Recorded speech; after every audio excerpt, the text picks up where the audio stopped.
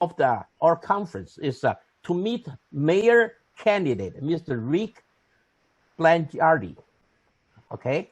Italiano. Yeah, this Italiano. Antonio. My Italian name is Antonio. And happy to see another my Italian friend. Today our meeting is to meet our candidate, okay? And also we have another name. I said we may call us the solidarity of Asian American in Hawaii. Okay, I believe they make a big sense. That's why we invite all the people to here to participate in this meeting. Okay. And first of all, I would like to introduce Alex Su. Please say hi, Alex. The reason I have to introduce him, he's the owner and the president of the Aloha, good to see you again. You know the Along Farm. Along Farm is very one of the big major farm and well operate in Hawaii. Okay, and Alex Su, Mr. Alex Su, he's the owner and also the president of the farm, and also he's a major supporter and I would say major sponsor for this event of tonight. So I really thank you, Alex. Thank you, Alex. Yep. Why Mr. Blangiardi is here or Rick is here? Rick. And why we invited him here to meet you? Okay. And I believe this is very important to say. The Rick, his ability to listen and to understand, make him the kind of leader we need in today's environment. You probably know everybody being experienced, such just a really bad experience for this what they call the pandemic situation. And it's a very, very critical situation. And right now we do need a leader, a new leader, very creative, okay, and can get the job done, very competent person. And because after we make this kind of all the research and study, we, our newspaper, made a decision to endorse Mr. Rick Blangiardi as the mayor of Hawaii, officially. Thank you. Okay. Wow. Now, the Mr. Congratulations. All right. Congratulations. Future new mayor, the future mayor. No, we should not call future. Mr. Mayor. Now, right now, would you please introduce yourself to the audience? Sure. Yes. Well, first of all, Anthony, thank you so much. Alex, thank you so much. All of you, I appreciate you being on this call tonight. It's been a very long day today, and it's been a very long journey since we announced we were going to run for mayor back in February. Just so you know, I made this decision last year a little bit before Christmas. I did so because I've lived here since 1965. I worked in television for 43 years. I was the general manager of Hawaii News Now. And through the lens of my newsroom, in my work in the community, as I looked at the situation, and this was all before COVID, I was very concerned about our leadership. So what I liked was the fact that the mayor was going to term out, so the job was going to be open, and it was a nonpartisan race. And I thought, I lived here a long time. I love Hawaii. There's a lot at stake. And I'm going to put my hat in the ring to run for mayor, even though I have never run for office before. So here we are, 2 weeks before the election, to the day, 2 weeks from tonight. And right about this time, we're going to find out if we become the next mayor. We feel really good. You may be aware we're ahead in the polls. I love the fact that you've endorsed me. My wife is not on the call tonight. Her name is Karen Chang. She had a conflict. But I have we've been together 18 years, a very deep respect for the Chinese community. So having that support on a very personal level means a lot to me. Also know that for the next mayor, if for no other place but Chinatown itself, there's a lot of work that needs to be done there that we want to help with. But even beyond that, now that COVID-19 has come into play in all these many months. I think my job has been redefined, and a lot of what we've been working with as a result of that. So I have never had such a great sense of responsibility going into a job, a leadership job, like I feel now, given what's at stake. But that's what I feel, and that's the reality. But I'm also very excited about the road ahead, because I think that the circumstances we're facing now are going to provide us an opportunity to do some great things. So I didn't really come prepared to make a speech. I came to answer your questions. And Alex has been to my house before. We've worked very hard these last 8 months since we announced. We are ahead, like I said. Honestly, and I say this with humility, I expect to win. So for me, an opportunity like this is a chance to learn from you what interests you, what concerns you, because I've already begun that part of this to take opportunities like this to learn.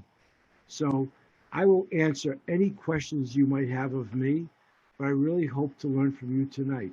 Okay, so we can make it relevant. I don't want to be making a speech. I want this to be a meaningful time together so you feel like we had a good conversation. Does that make sense, Anthony? Like that? Oh, yes, yes. Okay. You know, once you mentioned you're fresh, we need somebody creative or fresh. You know, we need a new thinking, completely new idea how to save us, you know, from... I think the situation mandates that, right? I mean, first of all, like I said, Kirk is terming out, so the job is open. But COVID-19 is a mandate for us to employ different ideas. We're going to have to be innovative. We're going to have to look at everything in different eyes than we've looked before, because that's just really important. It's just really the way it has to be. So, yes, thank you. Ladies and gentlemen, and instead of, you know, I do the introduction for each of you, and I believe anybody, when you read the question, and I give you maybe 30 seconds, okay, or minute to introduce yourself. So I don't have to go one by one, okay? And this is a great opportunity here. And please raise your hand, and then you just unmute, right? Okay, Mr. Jack.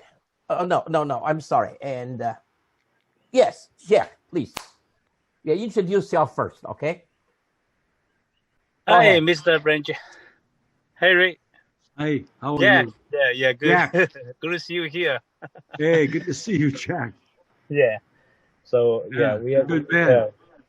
Yeah. He's a good man. Thank you. I didn't know you were going to be on this call tonight, Jack. Good to see you again. We have good man. meeting to you, because I got to fly this Saturday. So I have a lot of stuff I got to finish tonight. Yeah, I'm non-stop too. I'm trying to get some energy going here. I've been going at this for 13 hours today. So here we are. Good to see you. So yeah, I just want to say, yeah, so I think the most Chinese community will support you. Thank you. I tell all my friends, tell all the Chinese community need to support Rick. Thank you. Yeah, he confirmed, yeah, I make sure he will be our new mayor, and he will change everything. He will make our life more better. Thank you. I promise. Yes. Thank you. Yeah. Jack, we're going to try with everything we have. I'm doing this. I made this decision with my heart, not so much my head. So that was before COVID-19, right? So this is about serving people, about doing the right stuff. I'm not trying to build a political career. I want to step in and be who you need me to be as the mayor to serve the people of this city. So, Jack, what are we going to do with the Chinese people who don't vote for me? What are we going to do? Can we find out who they are, Jack? I try to find, but I still cannot find anyone now. I try to find anyone. I'm just kidding. I'm just kidding, Jack. You know, Rick, you don't believe it. You know, Rick, and we have some people, I invited them, and they say, I don't have to come. I really voted for him already. I did already. That's good. Thank you. It's great, really great. I'm humbled. We just found out tonight, a lot of people already voted. I got my alert. Because I do a lot of research with all my friends already. Until now, either my local friend, Japanese friend, or Chinese friend, I know right now everyone support you. Thank you. Yeah. Well, I just got a push alert. Just got a push alert that said, as of tonight, 210,000 people have already voted. So when you consider we have 2 more weeks to go, I think this is going to be a record-breaking turnout because this is a lot of people already with 2 weeks to go. So okay, now and next one, please raise your hand so we know. So hi Rick. So I gonna meeting with someone. I will talk to a lot of people tonight. Yeah. So I hopefully you have a great night to meet all the Chinese community. They will help Ria. Thank you. Thank you. For all your support. I will talk to you later. I'll see you when you come back, right? When you get back, I'll see you when you come back. We do. Thank you, Jack. Bye-bye. Bye. Yeah, go ahead. Yeah, Alex. Andy, I have a question. Can you hear me clearly? Hi, Alex. I can hear you. Yes. Okay, Alex, Rick. I can hear you. Well, for one, I know you're a staunch supporter of ag industry and sustainable production because it's a self-driven economy. I'm going to ask a question that's not even in my industry. And it could be an opposing industry, but I don't see it that way. Okay. And you mentioned revamping DPP. Yes. Okay. Majority of the Chinese community are business owners, small business owners. And I know a lot, and I can count beyond both my fingers, my 2 hands. They're small construction company. There's a lot of masonry, finished carpentry, roofing, and just jack of all trades. Small construction company are a lot of people in Chinatown. They cannot compete with the large, you name it, the Goodfellow, the Nanning, the D.R. Horton in the world, the big company. So they can't afford to have facilitator to run around, push paperwork at DPP. In essence, they employ a few dozen here and there, but there's a lot of them around in small businesses. Yes. How do you facilitate that? How do you, when you add 100 of them up, there's a lot of them, and they cannot afford facilitator. But to move project through, build the economy, they play a big role. So I know I'm speaking on behalf of a lot of my Chinese Association friends who do own these small businesses. So, Alex, so one thing is good is that we have the CWA, the Community Workforce Agreement, which says insulates from the big unions on projects up to $2 million, right? So we have that sort of overlay. So there's a lot of jobs smaller companies can compete for. Number one. But what you're talking about is a dysfunction inside of DPP, which unfortunately I'm going to inherit a really broken system. It's been broken for years. Last year in 2019, the city conducted a big forensic audit. They came up with all the findings. They presented that to Kirk Caldwell on January 3rd, this year. Not much has been done, but all the findings are there. Everybody knows DPP's been broken. It takes way too long to get permits, okay? And time is money, and especially for smaller companies, they can't pay those ancillary fees for facilitators. We have to fix that. It's one of our top priorities. We've talked about that all along because it's not just for the smaller construction companies in the Chinese community. This permeates everything from even home improvement for people, but all kinds of businesses have been messed up. So the findings are there. We have to change the leadership. We have to invest more in people. We have to modernize it. It has lousy technology. We've got to maybe even split it up and maybe even privatize some of what DPP has been charged to do, because it's not working, and it hasn't worked in a long time. People spend 18 months to 2 years to get permits, and oftentimes that becomes a deal breaker. Under these circumstances, in trying to balance public health and safety and starting up our economy, no mayor's ever had to do that before, restarting it. So we cannot afford anymore. It's what I meant in the beginning about new opportunities as a result of this circumstance being partly good news. We cannot afford the luxury of looking the other way and letting DPP be the way it is. So I understand that we have to be able to facilitate for the small businesses. It's not going to be a quick fix, but in the meantime, there's hopefully some interim things we can do to help stimulate, because we cannot grow this economy without getting the construction sector, all phases of it, functioning as fast as possible.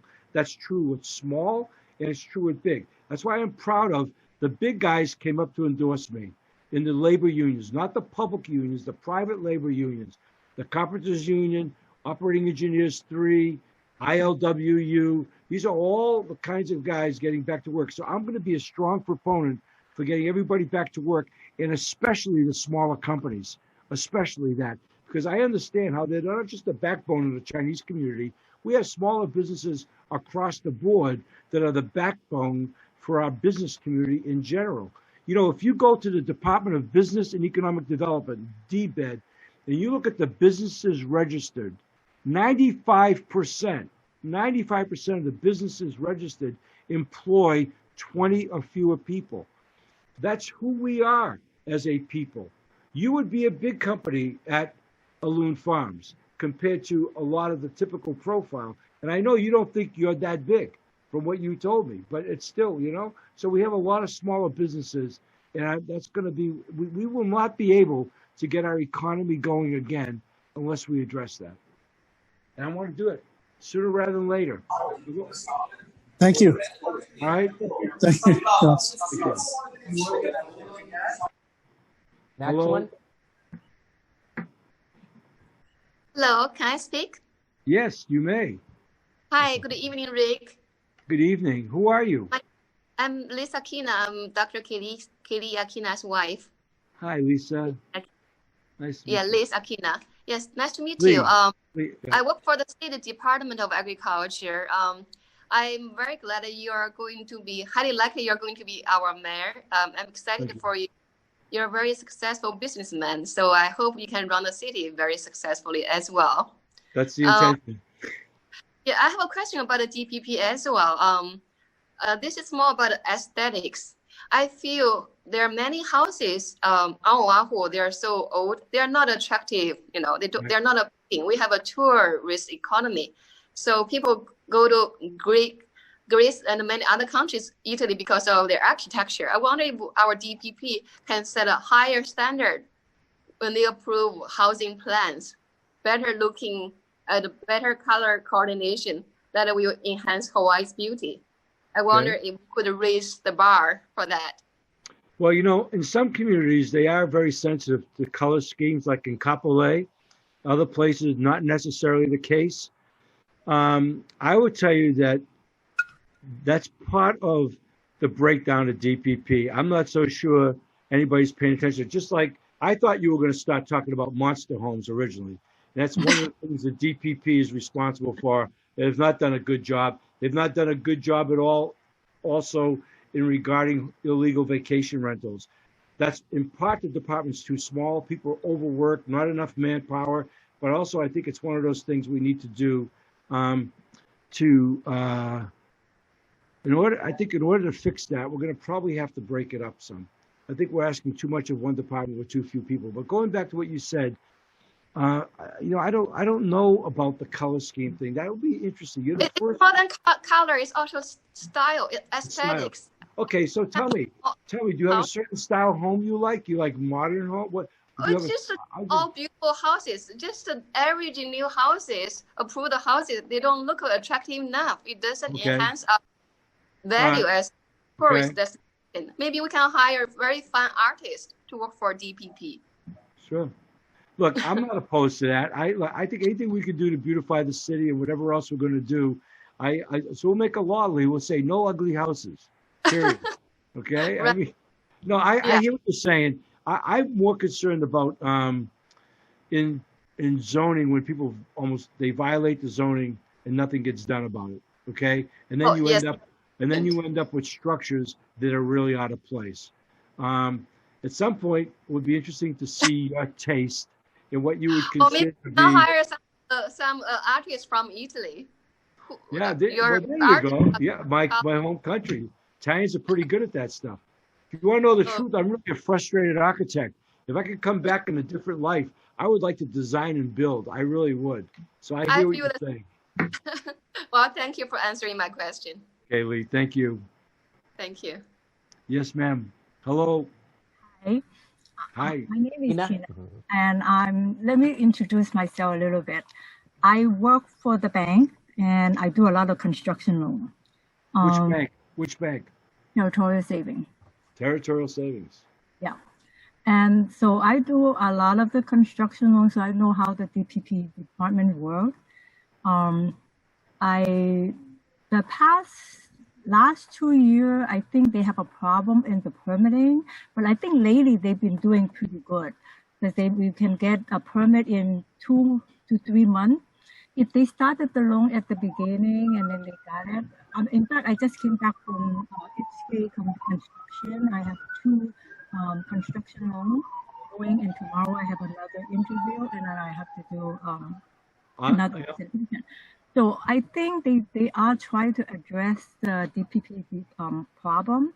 So they assigned to, right now they have a third-party review. Yeah. And they try to ease that. I think the problem with the DPP is they have all the inspector is retiring. So you need to replace those people and find some higher, younger people. Right. Now, I'm also sitting on your property tax board for the past 7 years because I was appointed by the mayor, and we just finished our property tax meeting today because it's Tuesday and Thursday. I also work for volunteer for the photo registration for the Chinese immigrants for the past 20-something years. So we're the one that translate all your ballot into Chinese and all the other 4 different languages. So we have Vietnamese, we have Filipinos, and we have, I think we go into Korean, and we have to, that. So I've been doing that over 22 years. And this will be our last year but too bad that we couldn't have a booth at the Chinatown because of the COVID, because usually we encourage people to vote. We also set up 3 semesters a year for encourage all the immigrants to study to become citizens. And after they become citizens, we encourage them to register to vote. And that is our job as a volunteer for our mission. That's great. So I involved with a lot of the Chinese government, and I also sitting in your sister city. So Hawaii have the most sister city. I think we have 7 sister cities. 7, that's correct. China has 7, the Philippines has 6. Right. Those 2 places have 13 sister cities.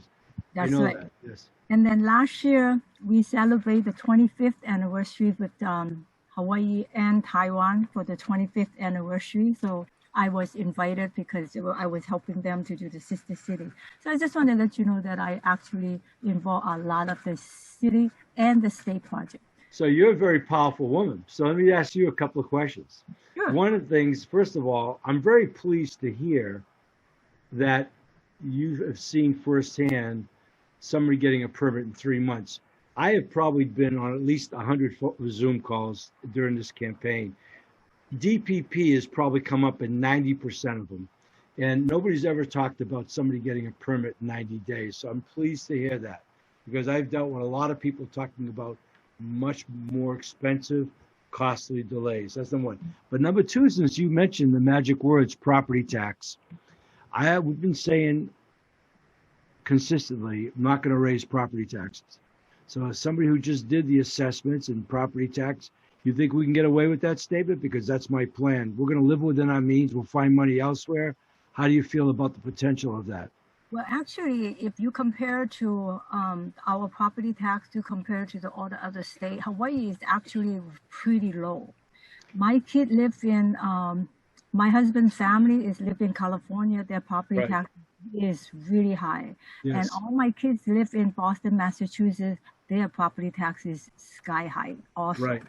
Yes. So those is all considered high state, and Hawaii is one of the high state. If you're talking about another high state is San Francisco, their property tax is very high. So if Hawaii is one of the 4 high states, our property tax is actually pretty reasonable. Yeah, but the multiplier effect against the median price home of $880,000 in the aggregate doesn't make it low cost.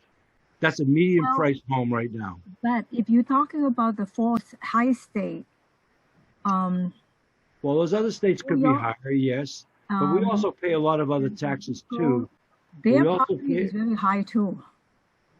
Yes, I know that. I just don't want to raise property. My question to you is not whether it's high, low, or otherwise. My question to you is, now in this pandemic, with so many people being impacted from an employment standpoint and everything else, is not going to be a good time to raise property taxes. I think it's not like for residential, because it's $3.50 per thousand. That's pretty good. The only complaint that every section that I hear is the residential aid. So they're making a lot of changes on the residential aid, and maybe you can look into it.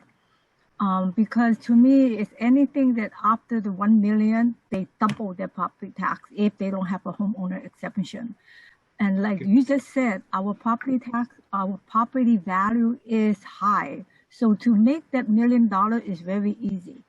So maybe have to make adjustment on the residential aid category. Okay. All right. And then that's the most complaint that I hear every single time. I mean, I just have complaint today again on my hearing, and it's about residential aid. Okay. They went up. Appreciate that. That's a good insight. Thank you. Thank you. Mm-hmm. Thank you. Okay. Who's next? Next. Anybody? We have Stanford.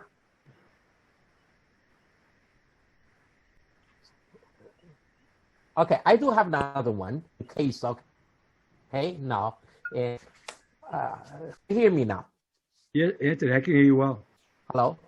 Yes. Okay, and you based on the one article I read about a couple of weeks ago. Okay, and the luxury item. Okay, all this kind of like Gucci, Chanel, all this kind of luxury thing, and the purchaser, 35% of the luxury item are purchased by Chinese. And then, based on that article, and the next 5 years, the percentage will be increased from 35% to 50%. And nowadays, okay, and the Chinese had a bigger purchase power, and we should welcome all Chinese tourists. And also, in China, they have a lot of high tech, include agriculture. And right now, we definitely in Hawaii, we need we cannot import all the vegetable everything out from California or from Thailand or from the Far East. But at the same time, the federal government right now is apparently go to different direction. So as of the mayor of Honolulu, what do you think? I don't think I can. I don't think on that level, Anthony, I can affect that. I think that's both a state and a federal tariff. I don't believe the mayor has much say in that from the standpoint of those sales taxes. Not to my knowledge. I think I'm pretty clear about that, But, I mean, I would rather tell you that. I'm pretty clear that would be outside of my kuleana, okay? But I hear you. Thank you. Okay, now, and anybody else, please? I have one more question. Please. Yes. Rick, I have a friend who lives in Waikiki. He told me the crime rate in Waikiki is very high now, and many are not reported because we don't want to scare tourists away. I don't know if that's true because I try to be careful all the time. So I wonder if you would do some work to reduce the crime rate. Well, look, absolutely. I can tell you before COVID, when we were talking about the issues, there was rail, there was certainly homelessness was one, rail, affordable housing, been talked about forever, infrastructure, safety.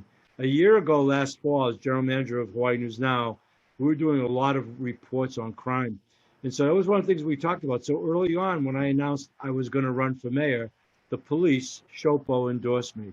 No sooner did they endorse me, and then the George Floyd incident happened, and everybody started talking about defunding the police and whatever. But if you look at our police department right now, we have more than 315 vacancies. And if you ask Chief Ballard, what is a number that they can sustain the police department, it's probably around 200 vacancies. So we have more than 100 police officers we need to hire. We have a shortage of more than 50 detectives as well. So I plan, and I've said this throughout, I know this from all my years in television and everything else. People need to feel safe first and foremost. Family safe, personal safety, really important. It's number one reason why people watch news, to find out what might be going on that could possibly threaten them. It's that primal. So I do think with all the frustration, I can't say necessarily in Waikiki per se, and I don't think anybody's trying to sweep it under the rug. And we only started bringing back tourists a few days ago, but there's a heavy watch on to make sure we try to keep our crime in check. We're going to have to hire more police officers. I want people to feel safe. You know, before COVID, despite all the issues, for a brief couple of weeks when I first announced I was going to run for mayor, I can't tell you how many people said to me, you know, Rick, if you could just clean this place up and make us feel safe, you'll be a great mayor. Well, life has gotten much more complex, but safety is really important. And so I'm a very strong proponent of wanting to make that happen, work with the police, even the police commission, but we have to feel safe in our own home, okay? I'm glad you recognize the problem and we address it. Thank you very much. Thank you. I promise you're going to address it. It's a major issue with me. Yeah, and also thank you for not planning to raise the property tax. We are having. Yeah. Now's not the time to do it. Now is not the time. Right. Yes. Thanks. I want to continue on that crime thing. I live in Kaimuki, and it's usually supposed to be pretty safe area. Usually. But from last year, for some reason, they all break into the house. So from 6, 7, 8, 9, and 10 Avenue, it's like every day they have someone break into one of the house. And then what I was told, they always break into the newer Oriental house for some reason, especially Chinese. And so last year, my house got break in. So, and when my mom and my sister is at home, and they always break in when someone is at home. I know, it's very scary. It's very threatening. Right. I know. My mom was very shook up for a long time. Yes. And even today, she's still like at home. She will not open any window, any doors and other stuff. So to me, it's crazy to live at home. You don't feel safe. No, I agree. And then we have a policeman that lived next door to us. And so when he came and he said, you guys just have to be careful that he will keep coming back. And so I said, oh, that's not nice. So now I'm talking to the contractor and try to put like a bar on the window, you know, and other stuff. But then I was told that I cannot do that because it's not safe. Yeah, because of fire, right? You can't get out. Yeah, exactly. But I try to make my mom feel a little bit more ease, and I don't know how to do it. And every time I talk to my neighbors, they say, oh, yeah, I break in this time and this one and that. Everybody is like, they taking turns to break into the house.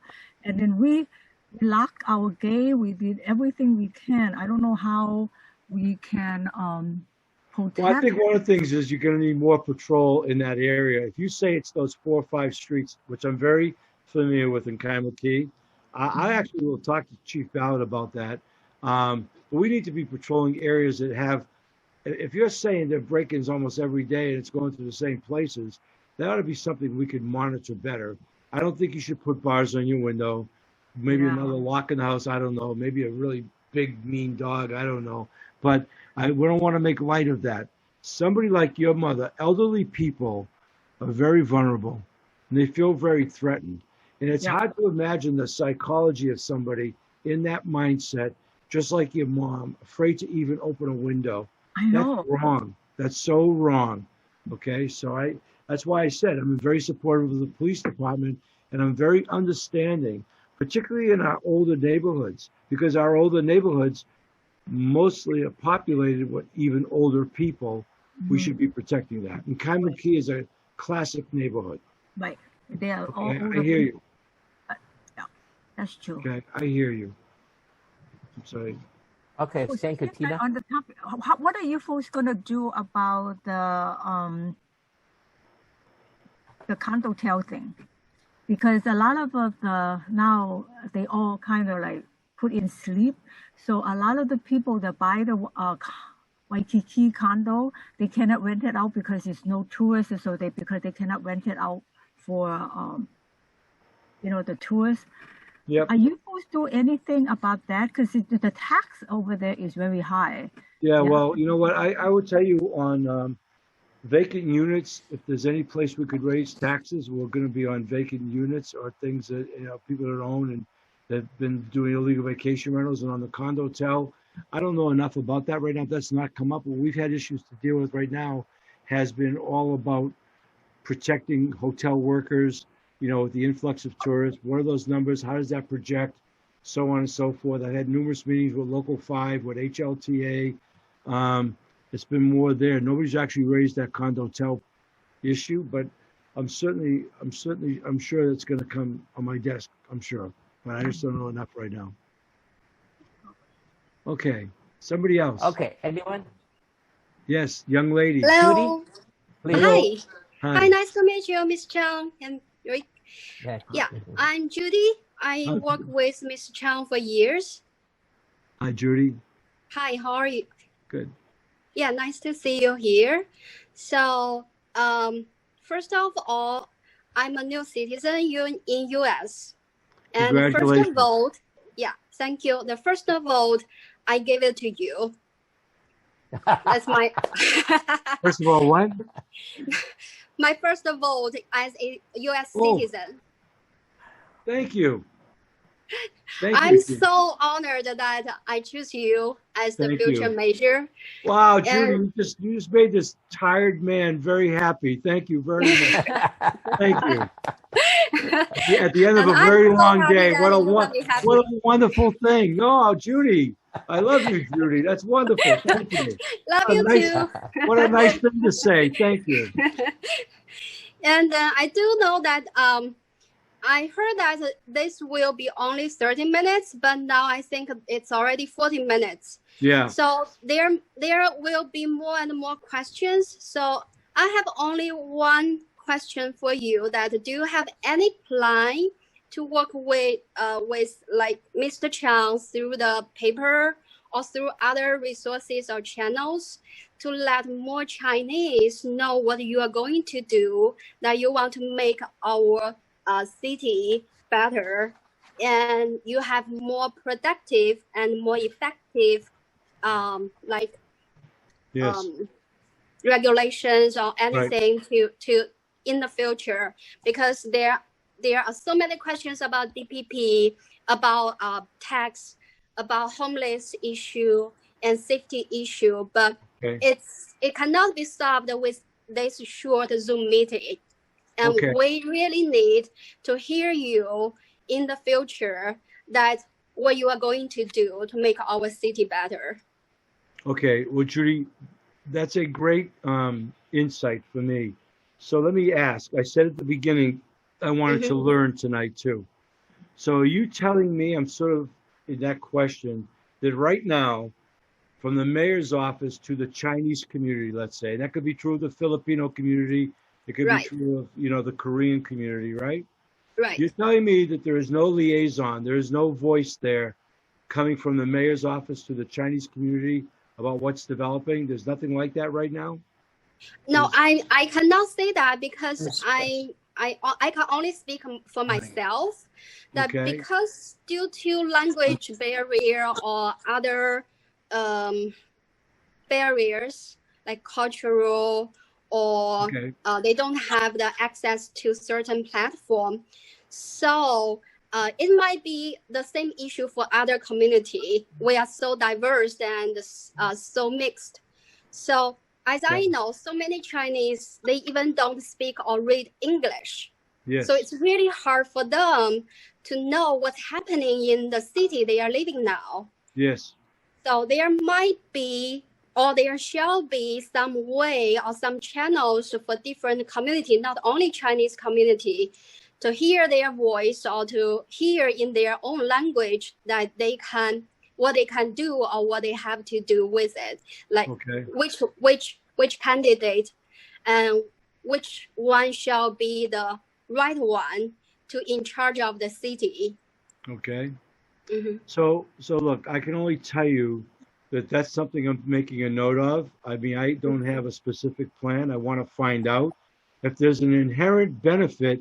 Is in my wife, in my household, her last name is Chang. She was born in Beijing. She grew up in Taiwan before she came to the United States. I know is going to be in my ear about the Chinese community from day one. So there's a benefit here. I'm going to look at that to see. Look, I am very sensitive to language. I grew up in a household that was Italian. My parents spoke Italian as much, if not more, than English. Before I came back to Hawaii, I was a president of a company called Telemundo, and Telemundo was big Spanish language, network for several years. We sold the company.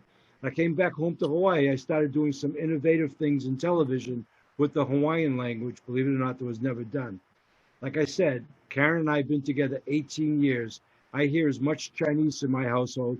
Alex knows, he's been to my house, as I do English, okay? So what I hear you saying, and I want to be, that's a very good dimension.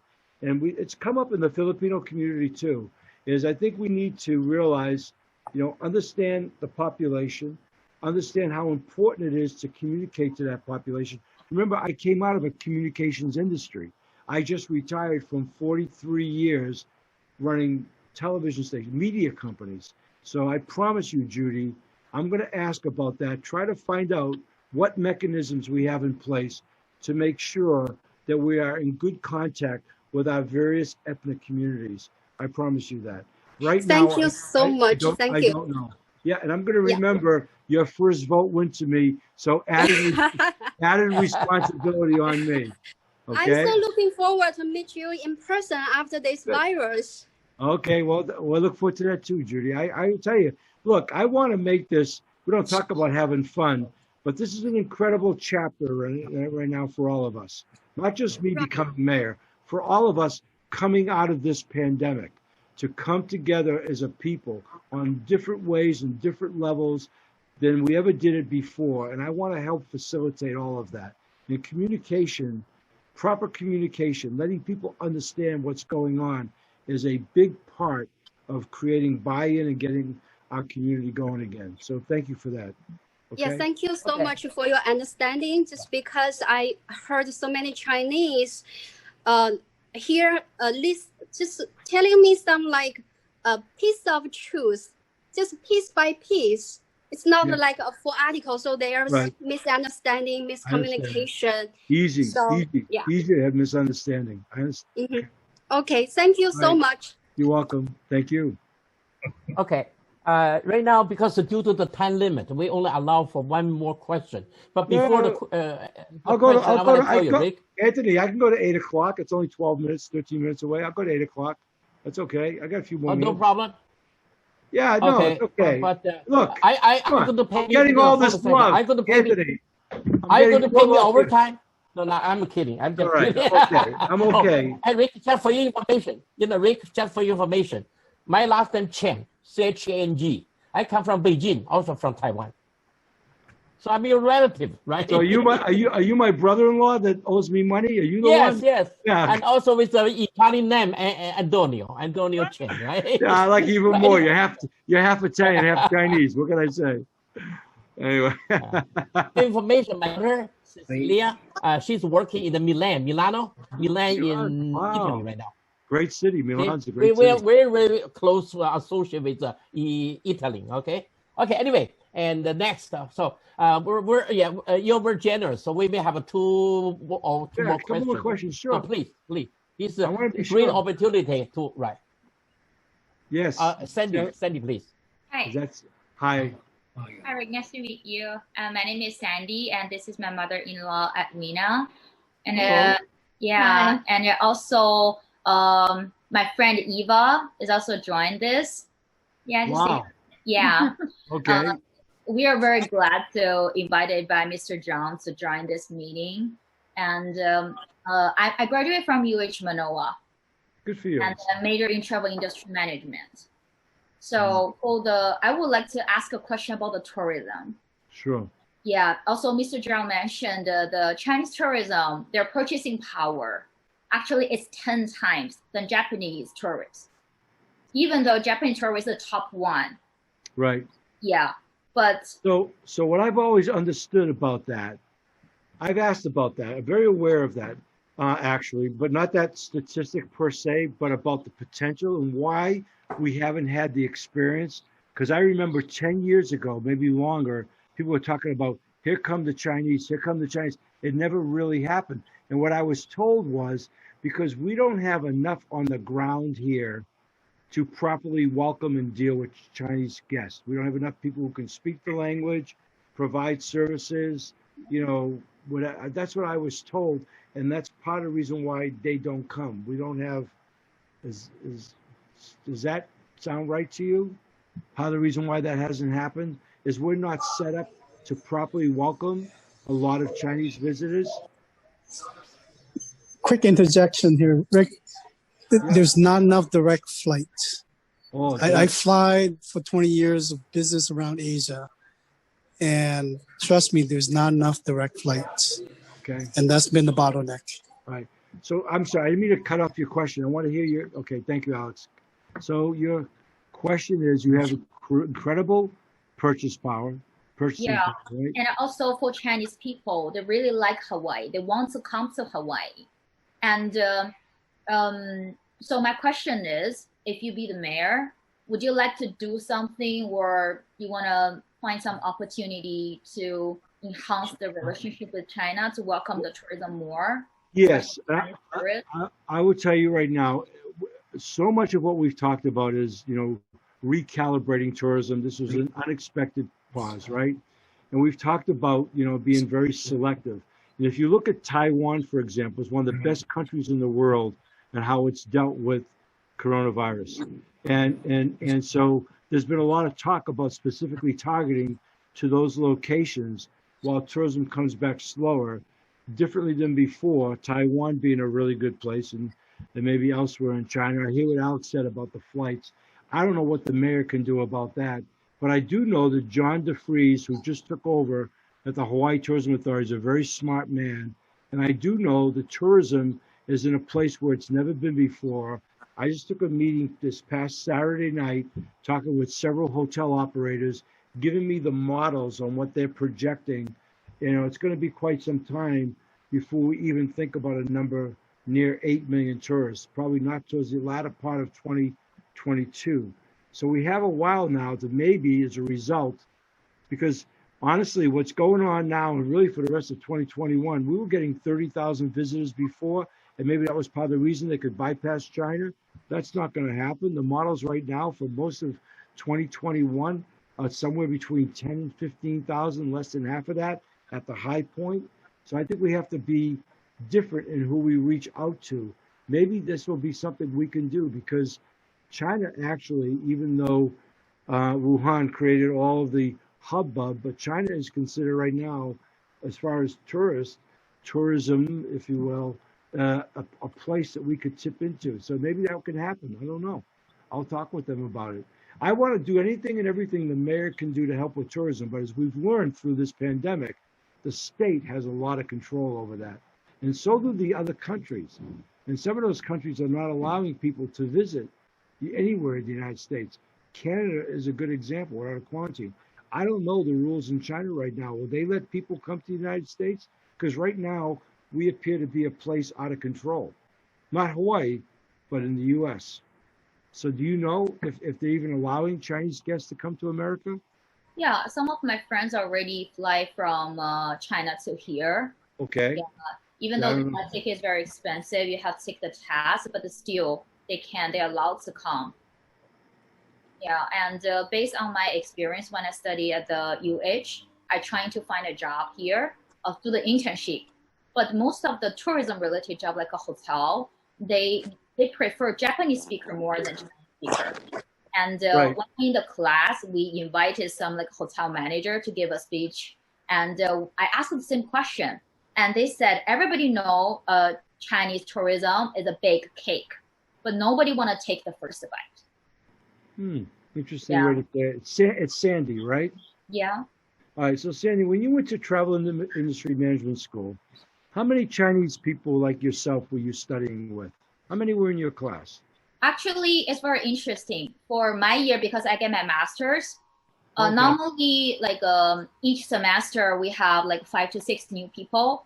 For I joined that the department, 4 of the students, we all Chinese. Okay. Yeah. Okay. Well, like I said before, when we asked about that, there was not enough people on the ground here. I heard Alex said about flights too, but that was the concern because the Chinese were very discerning travelers, global travelers, had high standards, and this is, as I understand it now, because I actually went to a couple of sessions on this, and because they're discerning, they have money, right? They go to Europe, they go to a lot of places, they stay high. Their expectations are top of the line. Many that we didn't know how to take care of that kind of visitor. We didn't have enough, like I said, Chinese speaking, or either restaurants, or even the accommodations within the hotels. So it was more about our shortcoming than it was, which was getting in the way. Because like you said, you have a lot more Japanese language speaking people here. So look, the times have changed. Maybe that's up to, I promise you, I want to find out more about that. Because I'm going to say it again, Taiwan came out very safely. And maybe that's a place we can begin creating some more flights and whatever, just with that country, you know. Yeah, for the flight part, actually, there are enough flights. They trying to do more, but the thing is somehow the Chinese tourism cannot come to Hawaii. I just don't know why. Well, let me ask you something. Let me just ask you this, because I'm curious about this on the catch side, right? So what hotel do you think the Chinese would like to stay in Waikiki? The average Chinese visitor. Where would they like to stay? Hilton, Prince, The Hilton? Garden. Yeah. Okay. Like that. That would be okay. Mm-hmm. Good. Okay. Okay. That's good. Okay, thank you. And now we only allow the last question. But before the last question, I have an announcement to be made, okay? You know, we are now in the very critical moment of election.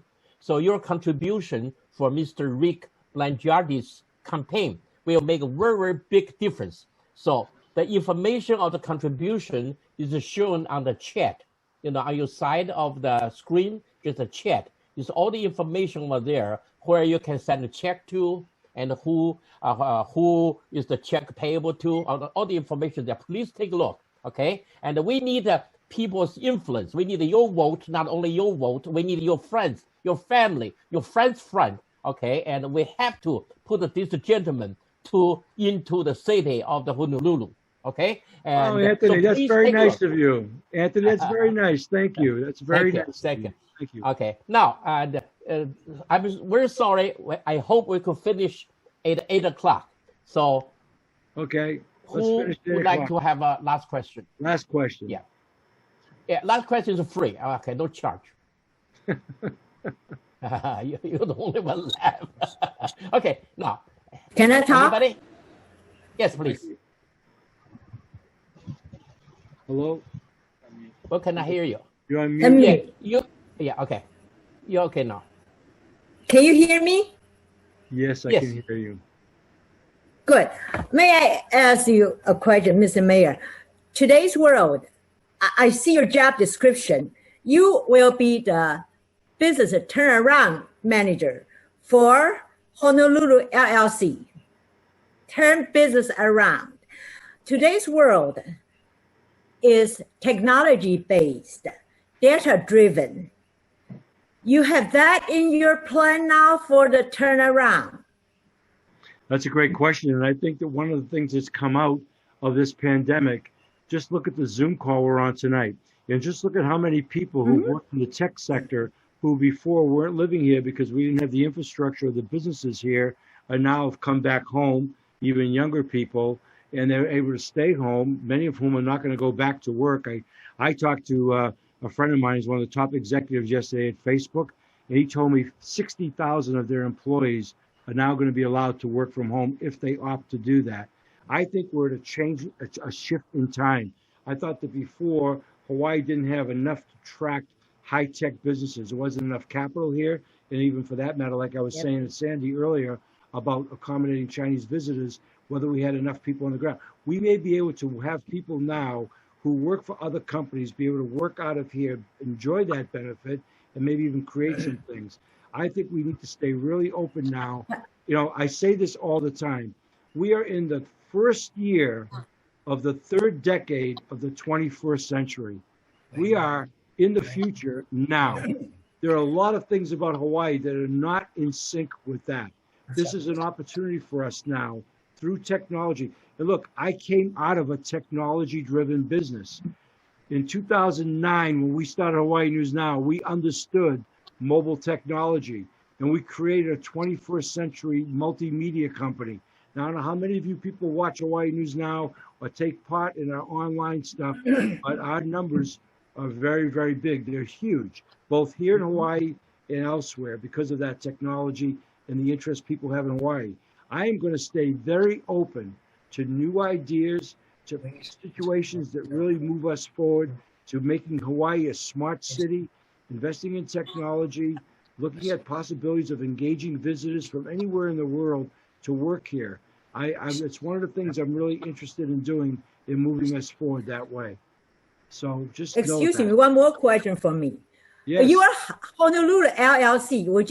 Do you believe that high tech should be a public service from the government? If you can afford it, would you consider give free Wi-Fi to a lot of yeah, I would. That's a great question. Nobody's asked me that.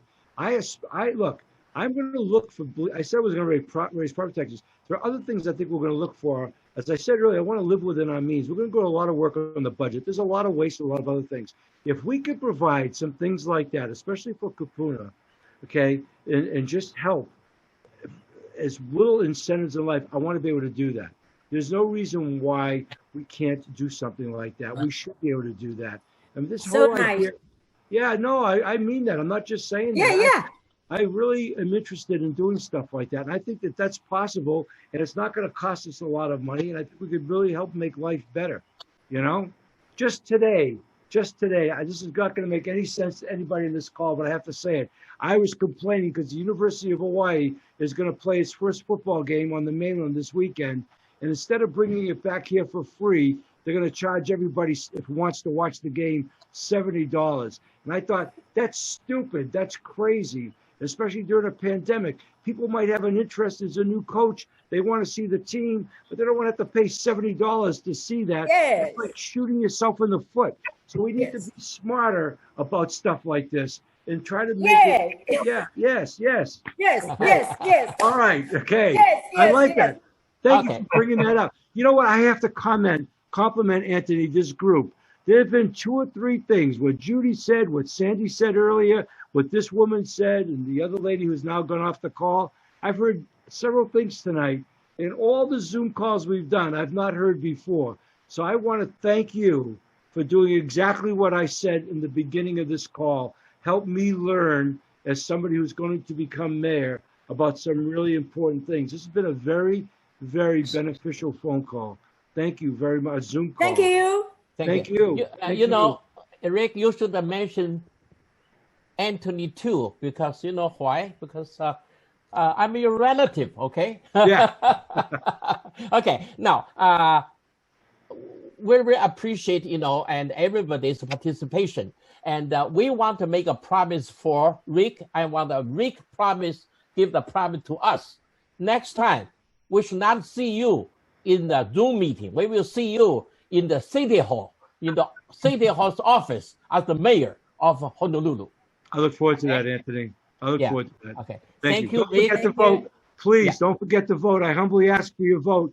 Sandy, that means you too. I see you over there with your mom. Not only us, you know, all family, all the relative, you know, all the friend, or the friend's friend, everybody. We should really, really push it, okay, to make this thing happen. Okay. Thank you. And thank you. Again, thank you very much. I'll be very honored and very proud to have the support of the Chinese community. I am not just saying we that. will. I sincerely mean that. Thank you so much.